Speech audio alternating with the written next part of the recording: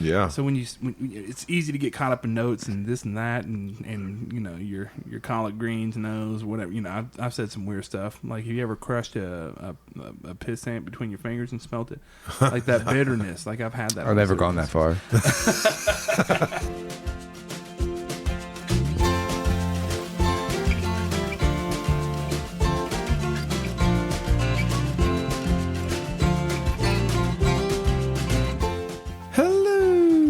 Welcome everyone to episode 82 of The Mashup, the best bourbon conversation you hear all week long. We're your hosts, Mosick, Anthony, and Steven. Hello, gentlemen. What's going on? Hey, so I have to share this with our listening audience. Prior to hitting record, these guys were going at it. I mean, we were talking about a lot of stuff, but my favorite part of the conversation was about Little Caesars Pizza. Hey, man, new NFL sponsors, baby. You got to show up. In the 21st century, the best thing that ever invented was drive-through pizza, and I don't care what you have to say about it. Okay, all right. Look, 3 words: hot and ready. I mean, you guys don't even understand the love fest. They're talking about what, like, I mean, I'm going to sound like I don't know what the heck I'm talking about here, but it's like zip packs and the spice pack, right? Is that what you're talking about? Zap packs, man. You It's a little seasoning pack you put on there. It is awesome. They still give you the dipping sauce? That's the crazy bread, yes. You Okay. gotta throw it down, man. So, and I think that the reason why this became a focal point of the night is because we happen to be recording on a Monday night, regardless of when you're hearing this, and Monday Night Football would be on. I don't even know who's playing, but it doesn't matter because all I'm thinking about right now is hot and ready pizza. Because it's the official NFL pizza. Yeah, I literally want to You think they could afford a better pizza? Hey, listen, what's wrong with the extra most bestest sausage? It's hard to beat, man. For $9, I mean, listen. Papa John's. I don't know. Domino's can mess with it probably, but I like me some Domino's. Domino's. If I like them. I'm with you guys right And now, here's but a hack. I'm Here's going a to Domino's leave. hack. No, you What's the shut up. Domino's? All right, Yeah, shush. here's a Okay, hack. you tell me to shut Educate up. You I just go- got shushed. Okay, you know you go online, you get their like $5.99, like 2-topping whatever pizza. All right, I don't think they limit you on toppings, or if you order like 3 of the mediums, they'll say, okay, you can have 6 toppings. Well, those 6 toppings can be on one pizza. Oh, So here, pepperonis. you look at those. You look at all those specialty items they have, all those specialty pizzas, and they charge you like $85 per pizza. Well, here you can just go to the $5.99 medium. I don't want to think about being creative. Well, I'm Like, just be saying, creative for me, you Domino's. can be cheap. So as a Greek, can I get the pizza with the lamb and ricotta cheese and the olives and everything? Oh, that's him. That's the Italian guy over there. Can we have a cannoli crust, please? There you go. I'm just waiting for the muktuk. Right, I'm Alaskan native. You gotta get that muktuk pizza. See, there you go. See, we Drizzle with seal oil. got. Ooh, is that for real? I think That's over for some real, episodes bro. we need to Frozen caribou be introduced to Alaskan culture. Yeah, we haven't. Yeah, we've talked a lot about the Greek and Italian stuff, but like we didn't. The seal oil and the pizza. That real Man, thing. so my family's from Koktovik, Alaska. It's a 5 to 7 mile island off the northeastern slope. My dad was a whaler, and they thrived in the Arctic for centuries. Dang. And they eat mostly, rich omega-3 fatty acids out of bowhead whale Dang. and beluga whale. And Do they have esters in them? they have, Okay. fatty esters. Yeah, probably. Yeah. And how would your family feel right now, Mosick, when you're talking about and you're praising Little Caesars Pizza? You know what? Okay, I'm just all right. joking around. I gotta say, man, I'm just for having the a money, good time, man. it's hard to beat it. Now, if I had a choice in pizzas, I go Gio's, right, out of Chicago. So I'm a Harlan. I'm gonna blow the spot up, man, because they got the best tavern style pizza I ever had. Double sausage, garlic, well done. Shout out my Chicago boys. Oh my God, I'm so hungry right now. You know the hot and ready is like everybody $5 loves. Yeah, For $5. It's $6.29. There you go. I mean, I'm thinking at that price, it's starting to inch into like some other territories, right? Because at $5 or $5.55, whenever it was at, it was where do like, you draw the line, right? With hot and ready's. I don't know. I think it's that Domino's line, right? Because you do have a Domino's app and you can just go pick it up. And Man, they got to pay for that sponsorship, bro. It's gold. That is gold. So, Anthony, this week we had a shout out on Facebook. Yeah, so we can't ignore the Facebook audience out there. This review comes to us from Who dat? From Will Silverman, who is somebody we mentioned on the podcast before. This is actually a person who is known to me. It's actually a person who was my PhD advisee, and I'm lucky to call him a friend. Oh, that's very nice. Yeah. So he said, I highly recommend this podcast to new folks in the bourbon community as well as bourbon aficionados. He said, Michael, Anthony, and Steven are great hosts, easy to listen to, and give honest reviews of all kinds of bourbon. Well, surprise, Will, we have Mossick instead of Michael right now. But you can call him Michael. I think he's working through the catalog here. He is. He's working through the catalog, and we respect that. We appreciate the nice, honest review, and that's fantastic. So thank you. And if you'd like a shout out, just leave us a review on Apple Podcast or Facebook, and we'll get to you next time we record. So, gentlemen, for tonight, I went deep into the bunker. Oh, wow. Deep. Very good. This is suspense. Yeah. It's building. Yeah. I pulled out a bottle of Bulleit Bourbon. Oh, yeah. Kool-Aid Man is back. So I know you guys appreciate that. So Bulleit Bourbon's Frontier Whiskey, their small batch product. This is from the Bulleit Distilling Company in Louisville, Kentucky. And this is from the old Stitzel Weller distillery that they've revamped. And this is, of course, a parent is Diageo. This is a 2021 bottle date. The ABV on this bottle is 45%. Proof is 90. Non-age stated, but according to their website, the mash bill is a unique blend of rye, corn, and barley malt with unique yeast strains. The MSRP is $25.99 for a 750 ml bottle, and it's also sold in the 1.75 varietal. I've never seen this bottle in a handle. Oh, it's pretty beautiful. Is it kind of like a 1792? It looks a lot Does this go smaller than you vertical? would think. Yeah, Like a handle being, because you know how grandiose some are with the long necks. Yeah. A bullet handle is like girthy. Like you could murder someone with it. Yeah, you could just throw it across the room. I've never seen one. Yeah. That's crazy. Yeah. I think they run about like between $40 and $50. It's a frontier whiskey, right? Yeah. I mean, frontier equals murder. I thought this meant buffalo. As a native, to me, it means murder. I'm just kidding. That just hit me what you were getting at. So this bottle is pretty interesting. I've always been drawn to this bottle. In fact, I'm not new to Bulleit. I'll talk about my experience with it here soon. I'm foreshadowing the future. But it's always reminded me of Are we talking 5 minutes, 10 minutes? yeah, you never know. I could be long-winded. I could talk for a while. I was curious. But it's all good. I want to fast forward.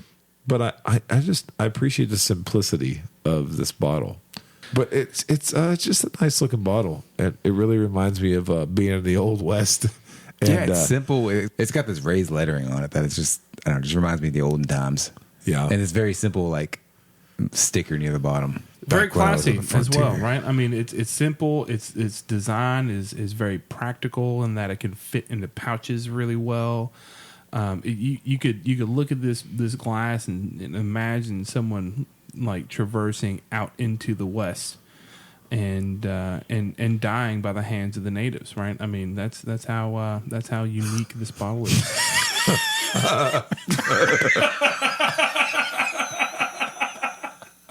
It's nice of you to bring the frontier whiskey to my first real appearance here. Yeah. Well, we want to make you My feel inaugural- comfortable. But I think if you've seen one Bulleit, you kind of seen them all, right? Yeah, they just changed the label, the color of the label, Yeah. the age statement. So It's very classy and concise look too. It sits well on my collection there. Not too weird, but it's hardy too. Have you ever dropped one of these bottles? no, Could it withstand a Anthony countertop? yeah, because I've smashed some bottles off a countertop and broke one. I don't know. Well, no, I broke the countertop. table. It seems like it would take a punch. is I what think I'm so. saying.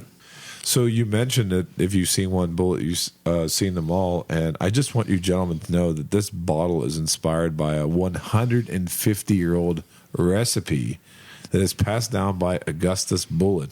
Only the finest ingredients go into this bourbon. It's pure limestone water and multiple yeast strands. It just sounds so delectable and delicious. But if you're looking at the varieties they have out there, it's not just their standard product. They have a barrel strength, single barrel. They have a rye product, a 10-year rye, a 10-year bourbon. They and sourced I a think- 12-year MGP rye as well. Yes, and they've sourced 12. That was I said 10. It was 12-year MGP rye. That's an old rye. Yeah, so they've done a lot with their portfolio, but this is probably the standard product that has actually been around since 1999, 2000, which is a long history. If the old Granddad 114 is a bartender's secret, I think this is close second. Well, they worked really closely with bartenders, especially with their ryes. They actually did a campaign nationally for developing around the bartender to be bartender friendly. I know they did with the. What does with that the rye. mean to be bartender friendly? So versatility, right? Affordability, and having the means to be put into many different types of cocktails, while having a quality for a pour, right? I think that's what they were really after there, and I think they did a fantastic job. You could sleep on Bulleit single barrel picks. Yeah. I encourage anybody to go and get a single barrel pick Bulleit, and I'm certain you'll surprise yourself. When I've been, they've had 9-year and 12-year options available to us. They use similar yeast strains with Four Roses as well, so you're gonna get a lot of unique flavoring out of these. It's different mash bill, but absolutely, I would encourage anyone to find a Bulleit single barrel. But we're reviewing this one, and it's at 90 proof, and I'm really excited to see where we're at with it. You said you can sleep on these. I went to a couple of liquor stores recently, and one thing that we said in the past is that everyone has a Knob Creek pick. Yeah. And I feel like I haven't seen that many of them that recently. Oh, the Bulleit picks. No, the Knob Creek picks. Yeah, because Knob Creek discontinued their program, and they've been putting they've been selling off, as far as I know, they've been selling off some of the older stock they have, and also using it to blend for some of their own releases. No, they're still doing picks. They are, I'm glad you brought it up. but Brought Knob they're Creek up, younger. too. They're Yeah. younger picks. Well, yeah. they're at 9 and 10 years. Yeah, they're not the ones that you were thinking of. Yeah, but they still. It's have just in them, general. Yeah. Like the Kroger still has them. It's Yeah, funny. It's but- funny you mentioned Knob Creek in this podcast with Bulleit, because the former Bulleit single barrel program manager, Melissa Rift out of Louisville, she is now the Knob Creek single barrel wow. manager for Knob Creek. Well, there you go. There you go. So shout out Melissa. I hope you're listening. Hope you're doing well. But she's a fantastic resource, and I know she'll do some really good stuff with Knob Creek. Gentlemen, should we go first notes? I get like a light balance of classic bourbon flavors and ethanol in the nose. Man, what really stands out to me, especially just being 90 proof, how fruity floral it is. I'm getting a lot of green apple, a little Granny Smith apple, even kind of blending those. I think it does very well on the nose, despite it being kind of proofy for 90 proof. Yeah. The nose is kind of grippy and a little boozy for 90 proof. Yeah. But there's a lot of sweet floral notes that you're getting there, and that cane sugar sweetness, that low end sweetness is there, but it's not overwhelming me. I wouldn't say it's a great nose, fantastic nose, but It's enough, though. absolutely Yeah. there for the taking. Though. Yeah. It's a I good agree with nose. you of all the fruit you said. On top of what you said, I feel like I'm getting like soda, like maybe cola, maybe. That sweetness, that base sugar Yeah. sweetness. Now that you say soda, man, it's hard for me not to mention baking soda too. There's a little dryness, that texture. There is a dryness to that, not necessarily yeah. a note, but like a texture there in that whiskey. I'm big on textures. Yeah. So when it's easy to get caught up in notes and this and that, and your collard greens, nose, whatever. I've said some weird stuff. Like, have you ever crushed a piss ant between your fingers and smelt it? Like that bitterness. Like I've had that. I've never gone that far.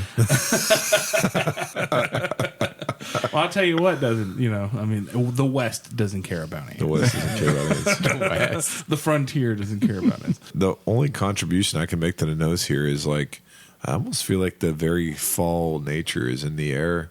Like getting that That's fun. simmering I see spices, this, yeah. simmering spices of like maybe like clove, nutmeg. a little bit. Sure. Even leaves, like falling leaves, Yeah, falling right? leaves, I mean, yeah. that fall smell, that Yeah. that dying, leafy kind of dryness that comes out in fall with that crisp autumn air. And I don't know what this is, but my wife sometimes puts like orange peel and spices into like water and boils them on the stove. I feel like it's a natural, like, sort of scent. I don't even know what it is. Man, where's your wife from? She's from country, ain't she? I mean, that's some really cool, like history that people do in the South. Oh, no, but my wife's actually Indian. You know, she's from India. Oh, wow. Yeah, so That's like country Indian. they're country Indian, right? But like, I don't know what it is about that whatever she puts on the stove. That's kind of what I'm picking up. That from seems this. very Yeah. aesthetic. That Yeah. seems like that would be that'd be a great note to have around your house. Yeah. You know, No, it is. unless you're trying to drink whiskey, then that's all you smell. I love you, honey, but stop boiling. There that. you go. Yeah. I'm getting too thirsty. Stop with the spice boil. Dang it. True story is, as we're smelling this and tasting it, I didn't disclose this to you, gentlemen, but We stop with the secrets. the secrets are on the table. Yet you tell us lies from the tablecloth. I'm sorry. Okay. Got a little system of down on you over there. I was going to say, what play is that from? Yeah, exactly. Right. Nope. Yeah, System of Steve, Down. you might have whiskey all over your carpet, man. Serge Tonky, a little shout out there. But no, when I first came to Kentucky to interview for my job in 2011, they asked me what bourbon I drank the most. And at the time, because I wasn't drinking a lot of bourbon, I was drinking a lot of Canadian whiskey. I actually was drinking Bulleit. That was actually a whiskey that I drank and enjoyed. I think I Not had the Crown? I had Crown. Yeah. I drank a lot of Canadian whiskey, Yeah. but bourbon, straight Okay. like bourbon whiskey, I drank a lot of Bulleit. So I remember I said I like Bulleit bourbon, and half the people in the little auditorium were like, start Googling it, because they were like, what the heck's this guy talking about? This is 2007. You were blowing minds back then? Yeah. No, I was a blow. I was just saying, they're like, what is he? Well, that was 2011. Sorry, I got confused. That's when I was here, but I had drank Bulleit from about 2006 to about 11. And it was one of my favorites. And everyone here was kind of like, what are you talking about? And so I was kind of like a little bit of a Bulleit fanboy before Bulleit was Bulleit, you know? Before it was a bartender's favorite and all these things that they made it into be. I just kind of had an affinity for it. And I they don't did even know some why. really successful campaigns in marketing, especially to where their bread and butter is, right? I mean, Are you saying maybe I was a subject of marketing? absolutely? Maybe not. Possible. I don't even know. I don't it's even a know. handsome bottle. It's a very approachable bottle when you're looking at it, right? I mean, because it says distilled and aged, and Bulleit gives you the description: family tradition, Bulleit bourbon, frontier whiskey. What's when you're thinking of bourbon, when you're thinking of whiskey, and just reading frontier whiskey, I think it did maybe have an influence on me. that sets you back, right? Are you a big fan of westerns? Who doesn't like westerns? I know, yeah, I know, right? for And- sure. And you have Cowboys that and dynamic. Aliens is great. I don't know if they're going for that crowd, but I mean, there's nothing wrong with what we're drinking here. But I see why you were Yeah. approached with it. But they've done some really great campaigns, including some Diageo. They've always got something in the bag to send out to us. Oh, of course. But I mean, it's just funny that, like, in a crowd of folks in Kentucky, when they asked me that question, nobody had really thought about it or cared too much about it. And they were like, okay, as long as it's a distillery at the time, there's no distillery, right? It was being made at Four Roses. But people were like, okay, we can get behind that because this guy knows something that is quintessential Kentucky. And at the time, I was just like, I like the taste of it. So, Well, should we go for first taste? sure. First thing to me is its palatability. It's easy drinking. It's not obtrusive. There's some metallic, lingering bitterness there that I'm hypersensitive to, but it's very well balanced. You're not wowing me with anything. There's spice present. There's sweetness present. There's a lot of viscosity going on with that in it kind of coating. It's short finish. It doesn't wow me, but I mean, how much is a bottle? Of this? $25, Yeah, $26, yeah. yeah. One thing, I agree with you that it's easy drinking, but the one thing I think about when I taste this is like just cocktails. Like, Yeah. I think I'm so used to this being like a base of like whatever bourbon cocktail I'm getting at whatever restaurant, that this flavor profile is just in my head that they're using Bulleit. If that was their like main kind of source and marketing for these brands, I think they nailed it. Because there's nothing that's going to wow me, but also I can't say anything bad about it. No, you're right. I think you're dead on because The palate is such a muted a montage of vanilla and caramel. And like when I say muted, I mean like they're blips and they don't do much more than that. Mm-hmm. But I will say this, a Bulleit and Coke, right? If you mix Bulleit, just your Bulleit, your bourbon and Coke. You're in Kentucky now, baby. We got to have that Winchester swamp water, man. You got to throw it in the Ale8. You got to throw it in Ale8. Yeah, Ale8, no. man, I hear you. I hear you, but I'm saying this, like that to me, I think is where the sweet spot was for me because at that time when I was drinking bourbon, I was drinking on the rocks. Man, I didn't think that would go really well together. Yeah. No, I think one of the best bourbon and Cokes I had was Bulleit and Coke. I had this last night watching House of Dragon on rocks. On rocks? Yeah. What'd you think of it? It was fine. That's good. Yeah. That's what I think that's kind of what I'm remembering is the fact that on its own, if you're sipping it in the glass neat, maybe not the best thing. But on the rocks, mixing a cocktail, like you said earlier. Like cocktails. I just have such an affinity for it, for that. Yeah, for sure. It makes it just easier to drink. Yeah. Especially when it's on the rocks, watered down a little bit, or a cocktail where it's, you just... It holds up to Yeah. So, Anthony, let's talk about something. Uh-oh. We go and meet Mosick for like the first time. And what does this mofo do? He got like a sack of bourbons. He comes in with a tote of bourbons. He just like walks in with a bag like around his shoulder. Like, hey guys, I got like my backpack on. There's like 17 bottles of bourbon here. You're gonna drink them all. The craziest thing. And it's like going down the line of all these bourbons and just happening. Everyone I picked too. They're all his picks. Basically his own bottles. He's basically I mean, you're talking about the host. That's the host of the most, right there. No doubt. Well, I'm happy to share. So, fellas, would you pass, try, or buy on the Bulleit Bourbon? Taking cost into consideration, and depending on what I got on my bar, I'm gonna try this. I'm not gonna buy it. I would encourage those of you who don't necessarily have a bottle of it on your bar, and you do like making cocktails. I think it's a very consistent whiskey for you to consume in that regard. But for me, I've got some picks of it. I'm kind of the outlier in most conversations when it comes to whiskey. But there's nothing wrong with that. I mean, I'd love to have a pour of this at any place, and they got Bulleit and they don't have anything else really. Yeah, absolutely. I'll take this over like a Jack Daniel's Black Label or something. I think I'm gonna be a buy on this. Kind of going off of what you said, that if you have a bar and you want something, and this seems to be a good mixer for a lot of things. I think they have it on the bar just for that. And we've drank it straight, and we enjoyed it, and I've had it on the rocks, and it's fine. $25, easy to get. I don't see why not. Yeah, and I'm going to like fill in here and say that I'm going to be not a definitive answer, but I'm like between a try and a buy. I'm going to try plus only because I personally, because I've expanded and I've looked at the full Bulleit profile, I really like Bulleit 10. Bulleit 10 to me is that's like MGP source rye whiskey, right? Well, I don't know if it's MGP, but it's whatever it is. The barrel strength to me is sometimes a little too harsh, but the 10 is like proof down to whatever it is. And it's got it's just got a more well-rounded flavor. If I'm going to sip whiskey neat, which I mostly do all the time. So if I am buying to have a very versatile whiskey on my bar, I'm a buy. But if I'm buying to sip neat, then it's going to be like a try plus. And so I understand that. Yeah, that's just because of because I'm a Bulleit OG. Can I say that I'm a Bulleit OG?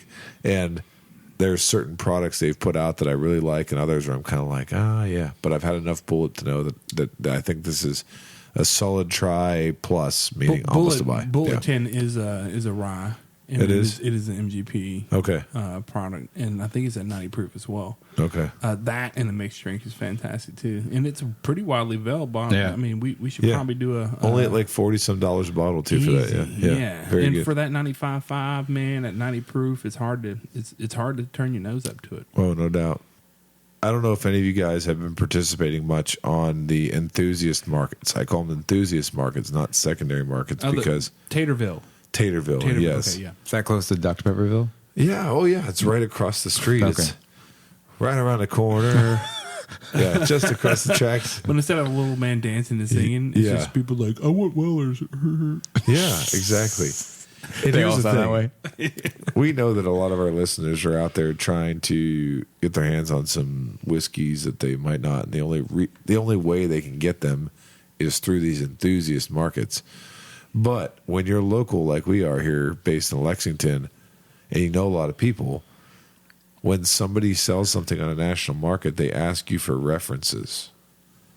Have either of you guys been asked for references? So like you're going about your day, you're on social media, and you're like, oh yeah, duh. You know, I'm like this post, like that post, and someone's like tags you, and you're looking like, oh, they've sold a bottle of bourbon on an enthusiast market, and they want a reference. Ever happen to you? Yeah, all the time. People tag other people in a bunch of groups that I'm in, and you know, I was a buyer for many years. I had a pretty decent income, and I'd love to buy the whiskey. Yeah. Very very seldom do I sell any, but I'd be lying if I didn't. You know, say I didn't. But at the same time, it's a good way for us to police ourselves and have a market that's safer than just trusting some random stranger on the internet. I agree 100%, but then the whiskey review has never met someone like me because I provide the ridiculous references. Well, you have to mess with some, especially if you know them. Oh, like I mess with everybody. It's though, like- but like I mean, if you see any Facebook thread, the name Anthony is going to be on there saying something.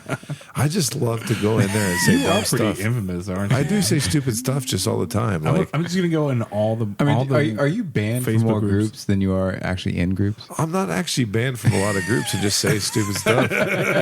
He's not in a lot of groups. Yeah, exactly. I know, I'm See, been banned. Yeah. No, Mosik's right. I might not be in them because I'm not, a known quantity in some of them. But like even tonight, like a guy, sold a bottle and he asked for a reference, and I couldn't help myself. What'd you say? I say dumb stuff This like the poor one guy. One time I'm like, my car got stuck in a ditch. He came around, towed my car out, bought me a sausage McMuffin, that kind of stuff. I say the dumbest stuff. And I'm wondering what the poor guy on the other end is thinking. A lot of the times they get it and they like do the laugh emoji or whatever, but sometimes they're like, Do you always end it with like good to go? Like he's okay? I though? do. I always end with good to go, but like I give Well, outlandish that's par stuff. for the course. A lot of times when someone asks me for a reference, I'm like, yes, he sings like a beautiful hummingbird. Yeah. Oh, yeah. Exactly. You silly, can't, yeah. How can you be serious though? Like, can you really be serious? I can't be serious in those situations. I always got to like say something stupid. I'm just like I don't know. I got to draw us to stupidity. Well, that's a lot of stupidity in what we do, and because we're nerds about whiskey, and I think it's a great platform for you to mess with your friends. of course. Exactly. No, 100%. And with that, thanks for listening to this week's edition. Please like and follow us on Facebook, Instagram, and Twitter at The Mashup KY. Also, let us know your thoughts on this bottle in the comment section. Until next time, keep it neat.